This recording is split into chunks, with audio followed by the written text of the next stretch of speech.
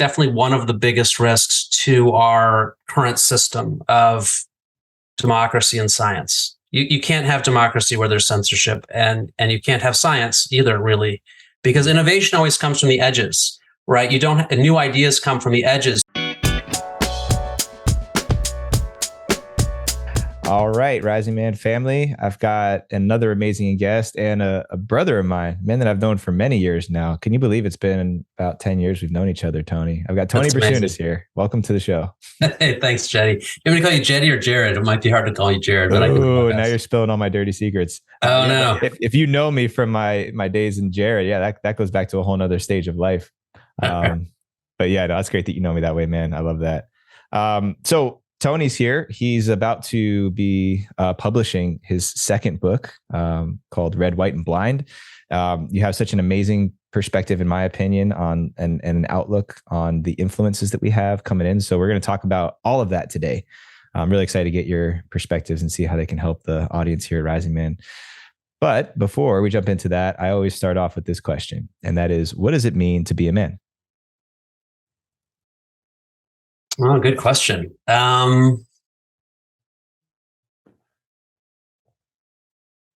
Forgive me for being stumped here. What does it mean to be a man? Reminds me of the documentary that just came out, What is a Woman? It's like, you watch that, but a guy goes around and he like stumps everybody. Nobody knows what to say. They finally decide a woman is a biological female, I think is what they come up with. I think being a man, there's several ways that I would use that term, so for me, there's obviously the biological male definition. I think within my family, I'm a father and a husband, and I feel my role as a man probably most distinctly in those relationships, in terms of looking out for my family and, giving my son the best environment in which to grow up. In those places, I feel the most like a man. I think in writing this book, there's an element of it as well. I think there are plenty of women that have a really, incisive view of things. But maybe there's something as a man that I see. I see a part of my meaning is to go and figure out things to the best of my ability and share those with others. Yeah. I love that answer. And that's why I like to ask that question to start off, is because my belief is that what it means to be a man is very subjective, which is why it's so confusing these days. Personally, I've asked every guest on my show the same question, and sometimes there's alignment in the answers, but oftentimes it's really clear that it's your definition, what you decide being a man looks like on this planet. And personally, I believe one of the places we've gotten ourselves into trouble is trying to identify a singular definition of what that means. And some people just recognizing that they don't fit into that box. I wonder if, exploring this a little bit deeper, does that bring up anything for you?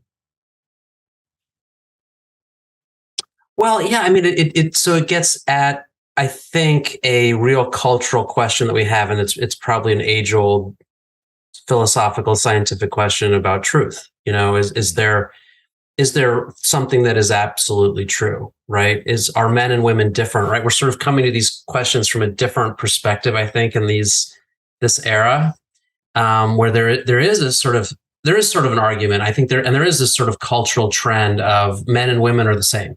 Men and women are, and gender is just whatever you think it is, and you can be whatever gender you decide, and gender is different from sex.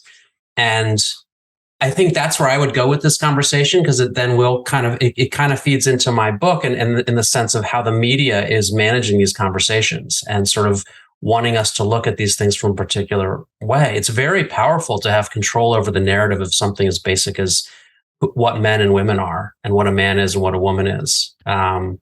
And to the extent that the media does have control over that, I think it's really important to bring consciousness to it. And because we make these decisions, these choices as we go through life. Am I going to get married or not? Am I going to, where am I going to live? Am I going to have kids? Am I going to have a family? Do I identify as male or female? Right? These really big choices that we make. And like I was saying a minute ago, in the sense I think we're already aware to some extent that there's these voices inside of our head that we can meditate and we can use psychology and therapy and sort of understand, why do I have this voice inside my head that I'm, not intelligent enough or good enough or beautiful enough or sexy enough to have my dreams. We have the awareness that those voices inside of our head are driving us. And so we meditate and we work on personal growth to sort of bring consciousness to those so that they don't run our lives. And that's wonderful and that's great. And I try to do that in my life and I support that in all others. But what I wrote Red, White, and Blind for, my book, is to bring attention to another set of voices that are just as powerful, but I don't believe we bring enough consciousness to. And those are the voices from without, from outside. And in the United States, living as an American, the biggest voices are coming from the corporate media, coming from CNN and NPR and Fox and MSNBC and New York Times, telling us, this particular way to think about these things, about whether we should have kids or not, where, what's going on in the world, what the narrative is, what's going on in Ukraine, what a woman is, all of these kinds of questions. Those voices are very powerful. And so that's where I would go with this conversation. And it does lead into sort of why I wrote the book, why I wrote Red, White, and Blind. Yeah, well, let's pick up there for a second, because I like the model you have of the intrinsic voices that come from within and the extrinsic voices that influence us. How do you see that happening? Because the way I interpret that is, all those intrinsic voices, or all those voices that I have inside my head that I identify as my own, also seem to have originated outside of myself. Whether it was my mom telling me something when I was a kid, or something that always happened at family gatherings, the way we were as a family, or culturally, where I grew up in New Jersey, playing baseball, being an athlete. It's like a lot of those external voices permeated the membrane and got inside of my head, and then became this other thing inside my head that now seems like it's a part of me. I wonder just how you view that. Is there anything that you think is just purely intrinsic, or is it all influences that seep their way in at some point?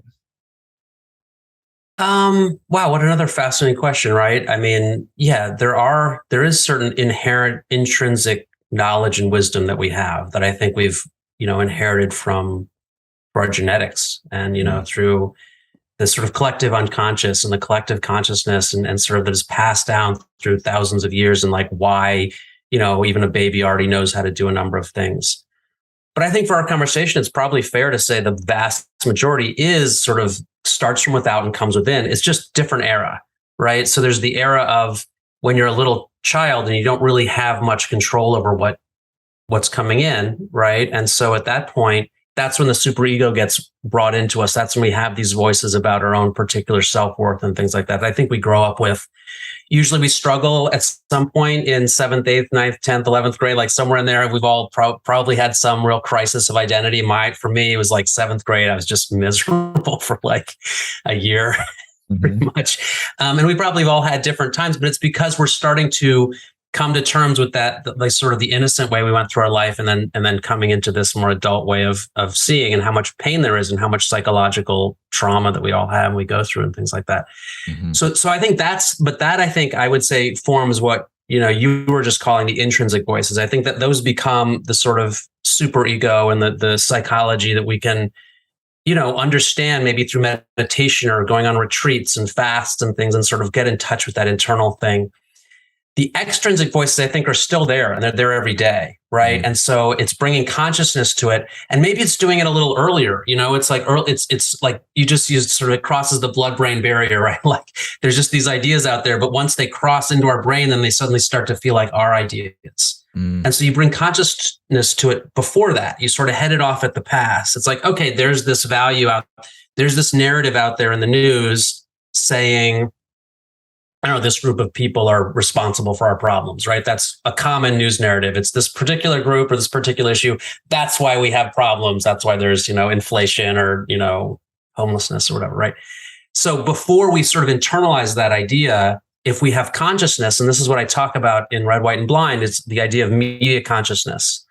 That's what sort of the book is about. It's this path to media consciousness. It's like bringing consciousness and awareness to those voices in the media before we integrate them into our inner value system. Because once we let them in, now suddenly there's an enemy, and it's like, I'm a Democrat, so I hate the Republicans, or I'm a Republican, so I hate the Democrats, or I'm, red and blue and the tribal thing. And I didn't even really think that much about, this controversial issue of like abortion or gun control or vaccines. But now I know I have to think this, otherwise my friends are going to shun me. So I better think that and hate everybody that does it. Like all of that stuff starts to get revved up and spun up inside of us. But if we can bring some consciousness to it and be like, oh, so here's an article in the news, or here's somebody on CNN saying this, and not just listening, but thinking, why are they saying this? What do they want me to feel? Where does this come from? What sources behind might be making a lot of money if I think this way? Just sort of bringing something to that way. And suddenly there's this moment of consciousness before we integrate it into our own values. Yeah. And the way I think of that is curiosity before adopting something, before taking something and making it my own. I quote Bruce Lee on this show all the time because inevitably I find this quote to be really useful. He used to say, take in everything, absorb what is useful, and make it uniquely your own. And that's it. And then discard the rest, right? Yeah. Just let the rest go. And I think that's something that's not taught to us as kids and not impressed upon us enough. When you were speaking, I was just thinking about the fact that we're both fathers and we both have young children, especially young boys, who, as I think about it right now, he's experiencing things that are shaping his world every single second of every day. Yeah. And it made me think, wow, what is he starting to believe about himself that's coming from some of these extrinsic forces? Especially, I wonder how much he's influenced by the media. I don't know. It's something for me to think about. He obviously doesn't read news, but he hears, it's probably more from conversation he overhears adults having. But I wonder how much that's actually being integrated. Do you think about that too? Is your son still too young? So my son's 5. He seems to pick up on a lot very quickly, faster than I would have guessed. Little sponge. But I would say at this point, he's not absorbing much directly from the media. It's coming secondhand through us. So if we give into fear, if we believe, like during the masks and the COVID stuff, if we were really worried about COVID and really worried about putting masks on him at all times or something, he might have absorbed that. We didn't choose to do that, and so he didn't. There were a couple times he wanted to wear a mask because he saw other kids doing it, and that's just one example, right? So we could talk about 20 different narratives in the media, but I would say no. Media consciousness is really for once you're at an age where you're reading sophisticated things and thinking about things in a sophisticated way. I think for different people that happens at different times. Might be 11 or 12. It might not be till you're 17 or 18. It's probably somewhere in there where the media starts to affect you directly on your own. It might be a little younger. I should think about that. Actually, it's true. I haven't thought about like where that sort of cutoff is. It's new territory, right? Because obviously the access to media is drastically different than it is for our children as it was for us. I remember the 6 o'clock news, and now it's 24/7. And and social media too is such a powerful part of it as well. And I spent a good chunk of Red, White, and Blind really delving into social media because it's, in a way, it's both empowering people to sort of bring this media consciousness, to share independent media articles with each other, and to sort of hold up the news and sort of look at it from different perspectives and say, oh, here's a piece. Like, I wonder what you think. But it's also doing it's also exacerbating the situation because it's allowing people to, be affected by the media narratives at a much younger age when they start to just interact with their friends. And now suddenly it's like, here's an article that you got to read and agree with. Well, for me, that brings up the conversation of what I think of as convenience. Or even apathy when it comes to this larger knowledge of what's happening on our planet. How much of that do you think is present for people where we're just adopting ideas without really informing ourselves, without really taking in all these multiple perspectives, like you said, and having that curiosity barrier between my brain and the rest of the world? And I guess just thinking of that barrier getting really, really thin. And saying, okay, well, because I like this thing that these people tend to say, I start to adopt a lot of what they say. And before I know it, now I'm categorically linked to a group of people. Yeah, so that's a great point, and that sort of gets to my other. So Red, White, and Black, my book, it's about 2/3 is sort of laying out how bad it is, in a sense, like just going through all of the media distortion that we're subject to. So I start with like the Jeffrey Epstein story and why that was censored and why that was, and then like I talk about the origin of COVID and why that was suppressed and just sort of delving into it, and then go through a whole bunch of other different examples. But then when I get to, then I sort of don't want to leave people in this place of like, wow, we're really screwed. The media is really just deceiving us. It's like, and a lot of people are like, I already knew that. Like, why'd I have to read your book? But I go there because I want people to know specifically how it happens, not just like, oh yeah, the media is full of lies. It's like, well, that's fine, but to really understand it and to really grasp what is going on and why and who's doing it is helpful, because then I move into the last third of the book. And that's when I talk about this idea of media consciousness. And the other thing that I talk about, sort of the path to get there, or a major part of the path, is what I call a balanced media diet, where you have different sources. Because if left to our own, we will often tend to sort of drop into these chambers where there's sort of confirmation bias, and we just listen to the source that we want, and we listen to it again and again. And we're, there's this part of us, part of human nature, part of being a man, probably being a woman as well, where we want to be right, and we want to have a tribe, and we want to belong to that tribe, and we don't want to think thoughts that are not part of that tribe. I mean, that it's an evolutionary thing. There was a period where we were hunter-gatherers, and if your views were totally not the same as everybody else, when food got scarce, you might have been left behind. Like it's called the social instinct, and the Enneagram thing, we get into that. There's a lot of ways that it's talked about, but there's a very clear drive to be part of the tribe, to not stand out, to not have different thoughts. On the other hand, there's a countervailing force, and there's several parts of it to want to know the truth. There's a real drive to know the truth. And that, in the tribe, that might have been the shaman that was like going to go out into the wilderness to figure out the truth, and might come back with ideas that everybody disagreed with, but you have to have somebody, or maybe people, that were willing to do that because there was more to learn. Maybe there was a different way to grow your crops, or maybe there's a different way to hunt, or whatever it was, right? So in addition to that, we also have this drive that's a little bit more modern, which is we get upset when we think things are being hidden from us. We want to find out things that are censored. So because of that, I try to sort of come up with this idea of media consciousness and the balanced media diet to address this, right? We don't want to just land in this chamber of confirmation bias where we're just hearing the same thing over and over again, because that satisfies a particular part of our sort of tribal need. I want to more stoke the other side. I want to stoke the side that like is driven to develop our own mind, to think for ourselves. And this is a more modern, I call this an idea of the enlightenment. It's that we're all individuals, and we all have individual minds. And by triggering that, and by really focusing on that and accentuating and building up that, our own drive for truth, and our own drive to be angry at being censored, angry at being the truth being concealed from us, allows us to start to read more broadly, and to think more broadly, and to think more deeply, and to have a more open mind about things. And I think in that perspective, from that place, it's much more difficult to divide us right now. We're being divided into these red and blue tribes, but most people don't fit into either of those tribes. Most people have a divergent set of political beliefs, some of which would fit in with the Republicans, some would fit in the Democrats, whatever. And by continuing to develop our minds to think about this, that is a big part of the path to media consciousness, I believe. Random question that just popped into my head.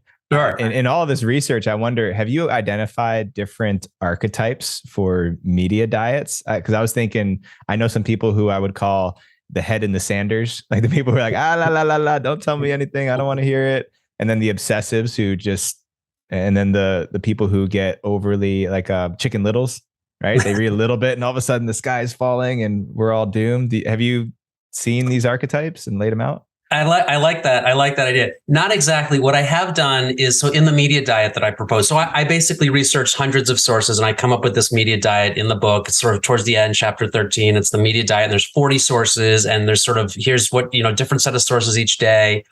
And there's 4 levels of the diet. So there's what I call, I'm going to forget the names right now. They're in my book. I should know them, but there's basically like the basic level, which is 30 minutes a day. And then there's 2 sources per day. So you kind of read 2 sources, 2 different sources each day for 30 minutes. Then there's the, I think I call it the journalist, and that's an hour a day. And so there's 2 more sources and you spend an hour a day. Then there's, I call the media expert or the professor, which is 2 hours a day if you really want to, and there's, a bunch more sources.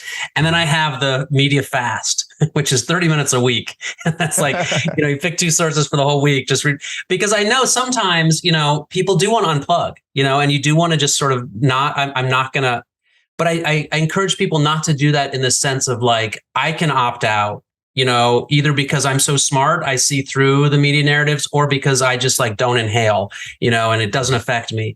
And I think both of those are fallacies. I don't think either of those are true. None of us, I spent a whole chapter on the history of propaganda. It's extremely sophisticated. It's even more sophisticated now with the social media algorithms. I'm a smart guy. I spent 3 years writing this book and researching it. And I know that this stuff still affects me for sure. Mm-hmm. Right. So we can't opt out, and we can't, outthink it, but we can unplug, we can sort of remove ourselves for periods of time, which can be healthy. So I don't actually have those archetypes, although I like them, but I do have these sort of 4 kind of levels of engagement that I acknowledge and that I, think are good. Yeah. Something fun to think about. Yeah. I want to circle back to something you mentioned in the beginning. We were on such a nice roll. I couldn't help but just keep pushing it down the road. But you mentioned absolute truth, which I think is a really important thing to be in conversation about with people. Before I say anything, what is your ideas about absolute truths and maybe even the words facts? Yeah, great question. I've spent a lot of time thinking about this actually. So I would start with, I don't know if you've done any investigations into spiral dynamics. So spiral dynamics, it's this idea of sort of the evolution of wisdom, the evolution of thinking, sort of modalities of thinking. And so there's these sort of, they have colors. So you sort of move through like the red way of thinking, and then you kind of evolve a little bit into the blue way of thinking, and then there's the green way of thinking. But the idea is it's a spiral. So it's not like you just sort of get better. You sort of come back and you spiral back, but you're sort of thinking about things in a different way. So without getting into spiral dynamics a ton, but there's a lot of the people that write and read about this stuff said that we're kind of, as a species, or at least as the United States, we're kind of caught between 2 of these types of thinking. But basically that there is truth, and there is one set of things that are definitely true, and there's another set of things that are definitely false. Postmodern thinking is sort of moving to this idea of like, Shakespeare said, anything is a rose, or by any other name, a rose would smell as sweet. Basically this idea that it's just our thinking about something, like the way our brain works makes something into something. So I'm holding this glass of water, but if I decide to call it something different, it could be, a dog. And if we both agreed that this was a dog, then it's a dog. It's just because we've agreed that it's a glass of water, that's a glass of water. Right. And so, and one of the reasons that postmodern thinking has taken hold is because we had all of these ways that we thought were true, but they turned out to be really like sort of ugly ways of thinking that were like colonialist and racist and all this sort of stuff. So a lot of the political sort of infiltrated, in a sense, this way of thinking about reality. Mm. So now there's this sort of sense that we're moving, the spiral is sort of spinning back, and that this is my personal perspective we're getting into now. And we kind of have gone too far into postmodern thinking, and we have to spiral back to a sense that there is absolute truth. And there is something that's a glass of water, and there's nothing else that's a glass of water. And if this is a glass of water, it can hold a certain amount of water. You can't put the whole ocean in this glass of water. That's absolutely true. But it can definitely hold, a teaspoon full of water. Like those things they're absolutely true truths. And it's useful to have that. Right. So without getting, we could get into all the philosophy of it. But so part of the reason I wrote the book, Red, White, and Blind, is because I do think that there is absolute truth. Even though there's a lot of relativity and there's a lot of ways that we think that we know things that we don't, and it's just our own perspective, and we have biases and we have all of that. That's very true. Also true. But yes, so I think we've gone a little bit far in the direction, and I think that movie, like What is a Woman? And you ask me, what is a man? We've maybe gone a little bit too far in the direction of like men and women, that they just mean whatever we want them to mean. Like, no, I think they have real meanings. Like, men and women are different. There's a reason that there's two genders, there's two sexes in our species. We're not just exactly the same. And if we try to make ourselves exactly the same, I think it causes just suffering. And I think it's part of the reason that we're suffering is that now it wasn't perfect to say men go out and work and women stay home. No, that had a huge number of problems, and there is sexism, and it's worse, and we need to continue to fight it and make it better. But I think that we have gone too far in that direction, and so it's how far exactly, I have to still wrestle with that. I'm still trying to think it all through. But yeah, those are my thoughts. Which is a really unpopular conversation to have, right? I mean, I mentioned to you Sean Berry before we got on the show a long time ago. He came on here. We had an episode, and we were talking about just the biological data that we have, the years and years of evolutionary biology that has created two distinctly different genders, biologically speaking, and that there are certain qualities that tend to be associated with these genders that obviously in this day and age where there's almost a limitless amount of gender designations, there's certain biological components that are built in to the way that we're born onto this planet. For example, male gendered people who are born male tend to have bigger, more physically capable bodies, right? For strength and for moving things and for hunting based on our ancestry, right? It's not to say that with modern technology that a woman or somebody born female couldn't do those things, but there's certain things that we're oriented towards based on how we're born.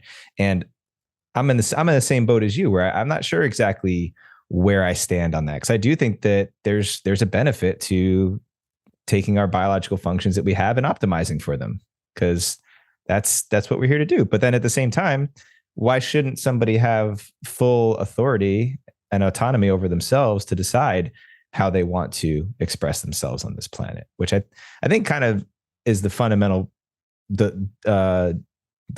debate that people have around that is, well, if we get too fixated on these people are this way and do this thing, then it doesn't allow for creativity and uniqueness of people to express themselves the way they want to. And that becomes a conversation of freedom, right?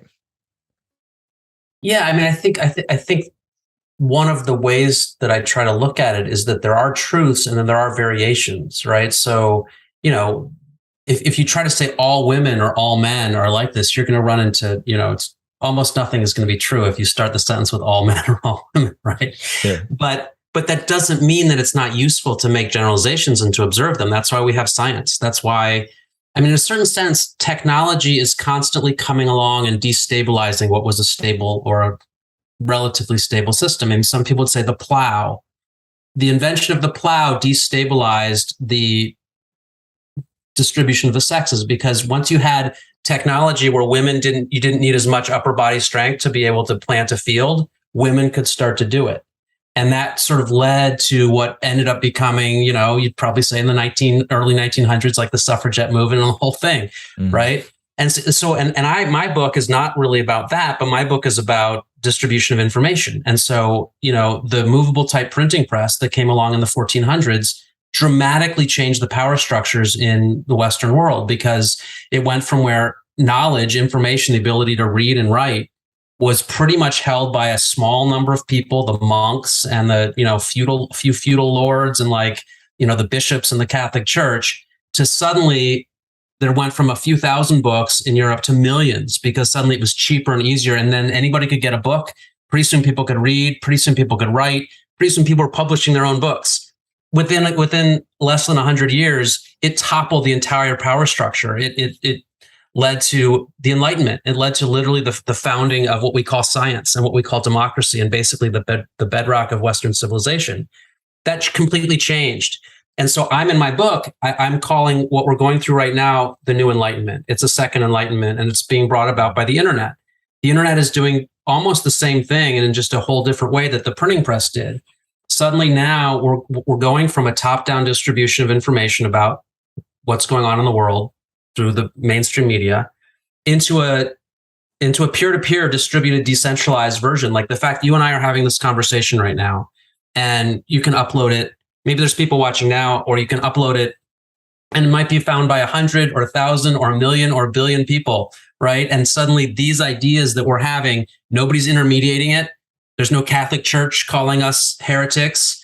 And today I use the word conspiracy theorist, or like there's a number of terms that are used like heretics were before, calling you, or there's all these labels out there now, right? It's like alt-right or like radical left or conspiracy theorists. Mm-hmm. But if you just upload this and people watch it, there's nobody that gets to come in and say, look at these two conspiracy theorists, or look at these two heretics, or these two blasphemers. We're having a conversation. You can decide for yourself, what's going on here, right?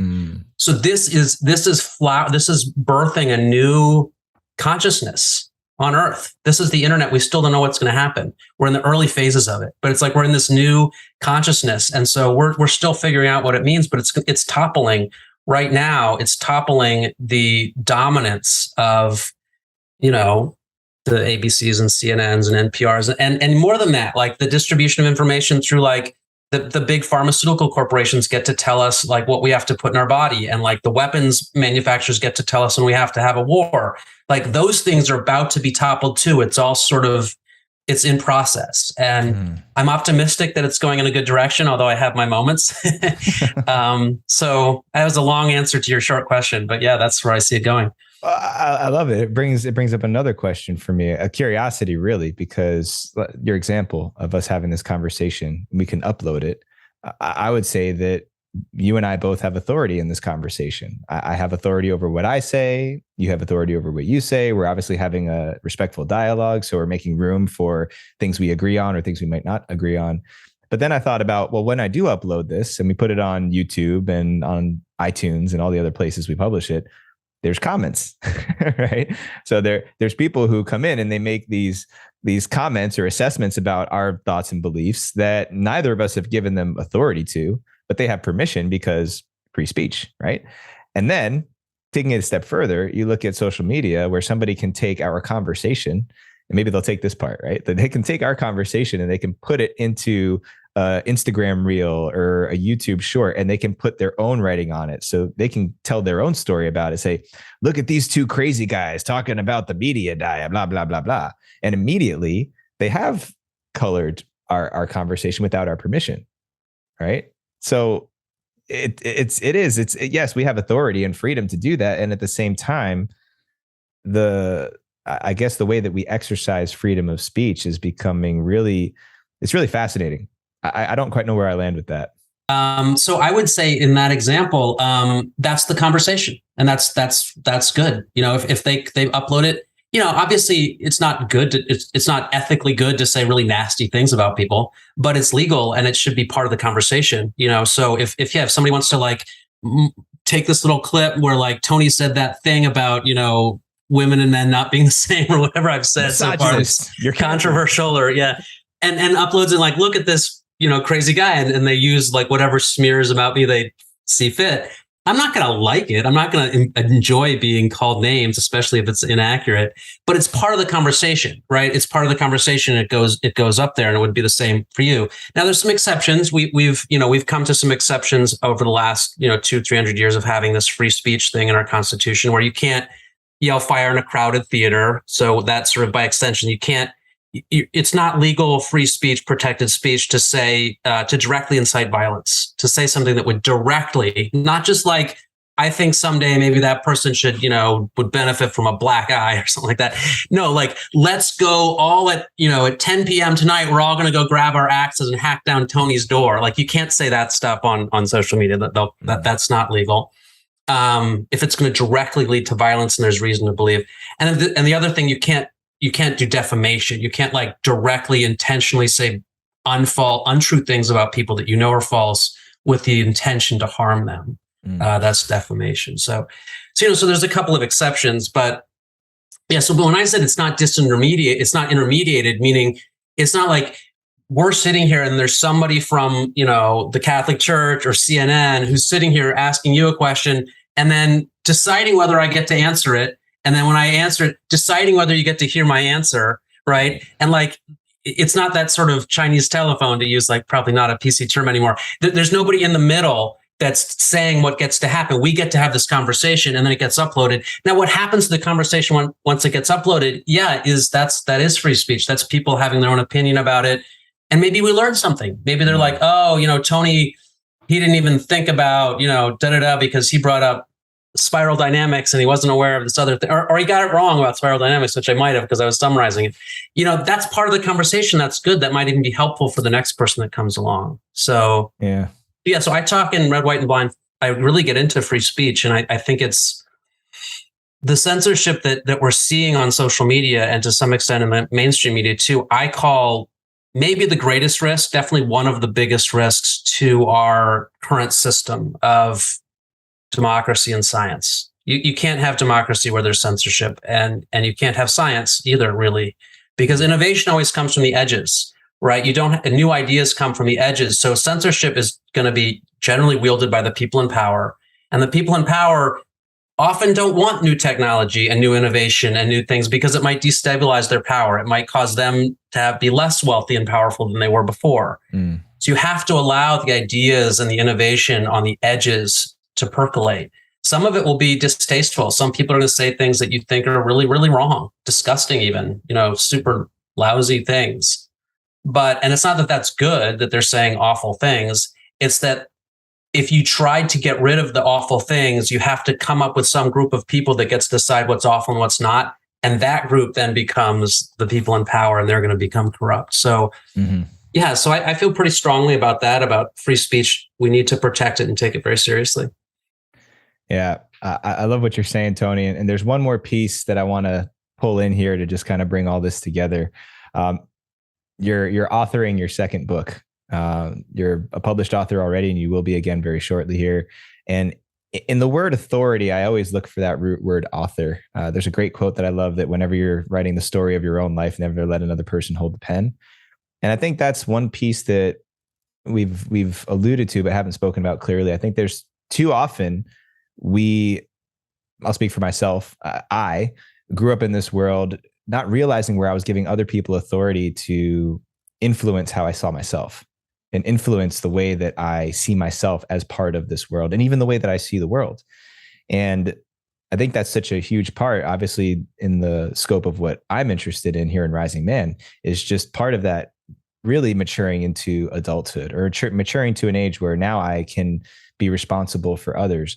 A big part of it is claiming full authority for myself, for the story I'm telling about myself in my own life. It doesn't necessarily mean that I'm arrogant and I don't ever let new information in, but that I'm always responsible for what's being filtered in and what's being filtered out of that. So just with everything we've spoken about so far, with the extrinsic influences and how they can seep into our brains, is there anything else that you would say about how, especially young people in this world, identifying where we're being influenced and how to reclaim that authority for ourselves? Yeah, that's a great question. And I think that is the real essence of what I'm talking about with Red and White and Blind, and what I'm trying to do in the book is to establish for each of us the freedom to explore the world on our own, to define our hopes and dreams and fears and wishes for ourselves, rather than that they be defined for us through narratives that are created by, establishment people that have very different interests from ours. They don't even often let us know what those interests are. You have to sort of triangulate it, and you can learn to triangulate that. So yeah, I would say that embarking on that journey is let's go there. It's one way of becoming a man in the United States. It's a way of becoming an adult in the United States in 2022, is realizing, it was kind of hard. I don't know if you grew up with like a Santa Claus story, but this idea that there's a guy who comes on a sled with reindeer and brings all the children in the world gifts. What a lovely idea. Like, I wish I had never had to learn that was not true. Mm-hmm. But it's not true. Corn's not around. I can say it out loud. It's not true.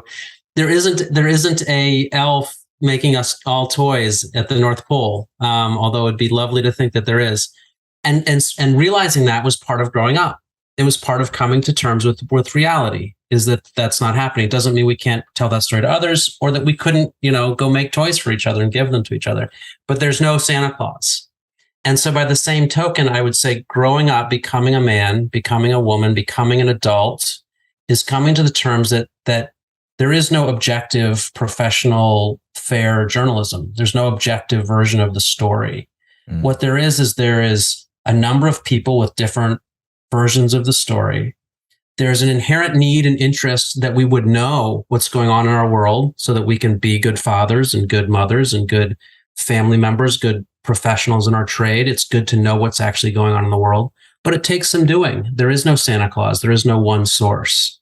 So by embarking on this journey towards what I call media consciousness, and embarking on this journey to use a balanced media diet, or to think about things more broadly, and just trust your own brain, your own mind, your own acuity to develop, that we can become more realized, more happy, more healthy human beings.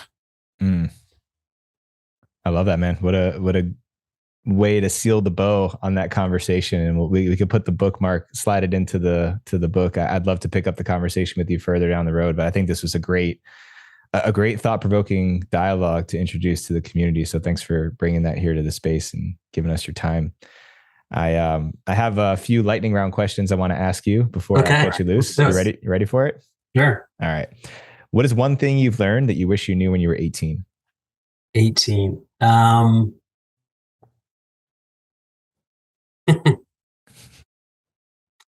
wish I had been a little more confident. Girls liked me and I didn't realize it. There you go. Okay. What do you think is the most important value to have as a man?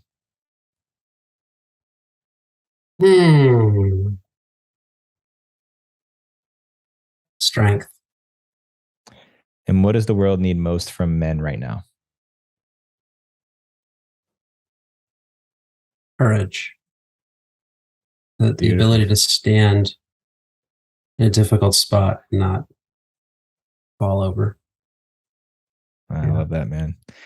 Last but not least, where can people go and order their copy of Red, White, and Blind? In case that this is published before the actual published date, is there a pre-order site or any place we can go check it out? There is. All of that will be on my website. My main site is tonybrasunas.com. And if you don't want to spell my last name, you can also go to redwhiteandblind.com. Red, White, and Blind. That's probably easier to remember. I also have balancedmediadiet.com, which will eventually, it's not there yet, we'll have a whole like user-friendly way to create your own balanced media diet and all of that. So that's an exciting project that's coming down the pike. But yeah, I would say remember redwine.com. I'm also on social media, Twitter and Facebook mostly. Both are Tony Brasunas. And YouTube channel is Red, White, and Blind. So gotcha. But if you want to catch you on social media, it's only for like 30 minutes a day, right? That's right. Yeah. And I might be censored. So, between now and then, if I'm not there, that's why. Yeah, I know I do. I actually do push my website first because I will be in control of redwhiteandblind.com and tonybrasunas.com, even if the other ones fall away. Wonderful, Tony. Well, hey, man, best of luck. I'm super excited to dig into your book. I really respect you and admire you for your commitment to curiosity and to sharing possibilities with your community. That's one thing for just to give you a little bit of love for a second. I really respect the way that you integrate and synthesize information and set people up to make a decision for themselves. If every one of us did that with everyone who's intelligent and has some source of wisdom and distribute it to people who are hungry for it and empowered them to decide for themselves what they believe to be true, I think the whole world would look different. So I really see you as that. Genuinely, I really see you as that, and honored to know you. Jeddy, thanks so much. I'm really honored to be here, and you're an inspiration to me as well. And I love what you're doing here with Rising Man. Just keep it up. You're an inspiration to so many. Thanks, Tony. Appreciate it, man. Well, go give your beautiful your family a big hug from me, and we'll pick it up further down the road. Maybe when you're ready to announce your balanced media diet project that you have. Great. Thanks, Jeddy. Would love to come back. Yeah, absolutely.